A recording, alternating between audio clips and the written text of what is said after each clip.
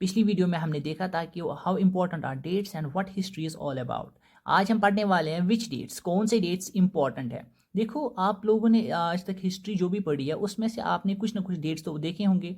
तो वो जो डेट्स है वो डेट्स क्यों इंपॉर्टेंट है, आपने वही डेट्स क्यों देखी, कोई और डेट क्यों नहीं देखा? इट इज़ बिकॉज अब यहाँ पे कुछ क्राइटेरिया है। कौन सा क्राइटेरिया है? We use the criteria of events. उस टाइम पीरियड में कौन कौन से इवेंट्स हुए। अगर किसी टाइम पीरियड में या किसी डेट पे कुछ इवेंट्स हुए, अगर कुछ इवेंट्स हुए तो उन्हीं इवेंट्स के बदौलत वो डेट इंपॉर्टेंट हो जाता है। तो it is because of the events the dates become important. अगर हम बात करेंगे ब्रिटिश हिस्टोरियंस की बात करेंगे तो वो ज़्यादा इंटरेस्टेड थे गवर्नर जनरल्स या वाइस रॉयज़ के बारे में जानने में। उन लोगों ने जो भी हिस्ट्री लिखी है it is about the governor generals and the viceroys. उन्होंने क्या क्या पॉलिसीज़ लाई, उन्होंने क्या क्या एक्टिविटीज़ करी है, उन्होंने क्या क्या अचीवमेंट्स लाई। वो उसी के बारे में थी। अब देखो, अगर हम बात करेंगे हिस्ट्री के बारे में, हिस्ट्री को भी हम अलग अलग सेक्शंस में डिवाइड करते हैं। जैसे अगर हमारे पास जो कोई भी बुक है उसमें अलग अलग चैप्टर्स होते हैं। अलग अलग चैप्टर्स इसलिए होते हैं ताकि हम अच्छे से हर एक चैप्टर को समझ पाए। इसीलिए हम भी हिस्ट्री को डिवाइड करते हैं अलग अलग हिस्सों में। तो उस चीज़ को हम बोलते हैं पीरियोडाइज। अब देखो, हम कैसे हिस्ट्री को पीरियोडाइज करते हैं, हम कैसे हिस्ट्री को डिवाइड करते हैं अलग अलग सेक्शंस में। अगर हम पहले की बात करेंगे 1817 की बात करेंगे, एक स्कॉटिश इकोनॉमिस्ट था और पॉलिटिकल फिलोसफर, जेम्स मिल नाम था उसका। उसने एक बुक लिखी थी history of British India, history of British India. इसमें उसने क्या किया था, उसने इंडियन हिस्ट्री को 3 हिस्सों में डिवाइड किया, 3 हिस्सों में बांट दिया था। एक तो Hindu and second Muslim and third is British. उसने 3 हिस्सों में हिस्ट्री को डिवाइड किया, हिंदू, मुस्लिम एंड ब्रिटिश। अब उसने किस बेसिस पे इसको डिवाइड किया, उसके हिसाब से, जेम्स मिल के हिसाब से, जो रूलर किसी पर्टिकुलर पीरियड में था, अगर वो हिंदू था तो उस पीरियड को उसने नाम दिया हिंदू। और अगर मुस्लिम रूलर था तो उस पीरियड को उसने नाम दिया मुस्लिम। और तीसरा सेक्शन ब्रिटिश का था, ब्रिटिश रूलर्स।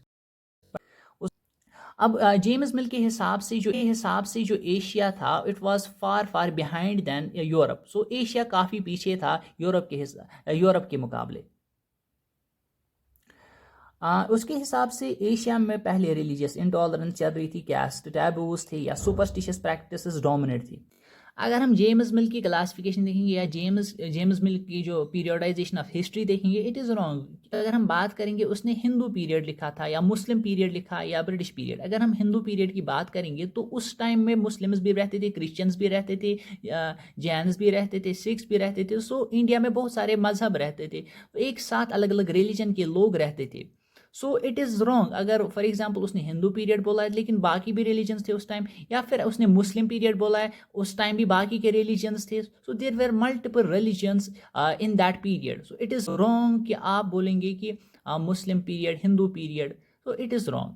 हम कौन सी क्लासिफिकेशन फिर हिस्ट्री की यूज़ करते हैं? We use western classification. हमने वेस्टर्न क्लासिफिकेशन अडॉप्ट की। अब देखो, वेस्ट के हिसाब से हिस्ट्री को 3 हिस्सों में डिवाइड किया है। एक तो एंशियंट है, दूसरा मिडीवल एंड तीसरा मॉडर्न। मॉडर्न हिस्ट्री, वेस्ट के हिसाब से मॉडर्न हिस्ट्री जो है, मॉडर्न ज़माना जो है, it was the period of science, reason, democracy, liberty, equality. ये वो पीरियड था जब साइंस या रीज़न, डेमोक्रेसी, ये सब चीज़ें आई।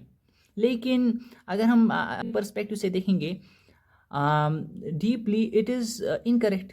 क्योंकि अगर हम देखेंगे जो मॉडर्न हिस्ट्री या मॉडर्न पीरियड था या मॉडर्न हिस्ट्री जिसको बोलते हैं, उसी ज़माने में ब्रिटिशर्स का रूल था इंडिया पे। There was no freedom at all. यहाँ पे कोई फ्रीडम नहीं थी, यहाँ पे कोई इक्वालिटी नहीं थी, ना डेमोक्रेसी थी, ना साइंस, ना कुछ भी नहीं था। तो how can we say that this period is modern? इसीलिए कुछ हिस्टोरियंस इस पीरियड को बोलते हैं it is the colonial period. अब कॉलोनियल क्या है? कॉलोनियल, देखो कॉलोनियल का क्या मतलब है। जैसे ब्रिटिशर्स बाहर से आए, उन लोगों ने इंडियन सब कॉन्टिनेंट पे कब्जा किया। इंडियन सब कॉन्टिनेंट पे कब्जा करने के बाद व्हाट दे डिड, उन लोगों ने कंट्रोल करना स्टार्ट किया हमारी इकोनॉमी को, हमारी सोसाइटी को। उन लोगों ने रेवेन्यू कलेक्ट करना स्टार्ट किया।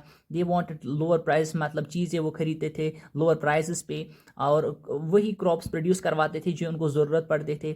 और भी जैसे फॉर एग्जांपल उन लोगों ने हमारे टेस्ट, वैल्यूज़, हमारे कस्टम्स, जो भी उन्होंने हमारे रिलीजियस मैटर्स पे इंटरफियर किया। एंड इन शॉर्ट हम ऐसा बोल सकते हैं कि उन लोगों ने हमारे पॉलिटिकल या इकोनॉमिक, सोशल, कल्चरल इन सब चीज़ों पे कंट्रोल करना स्टार्ट किया। एंड इस प्रोसेस को बोलते हैं कॉलोनाइजेशन।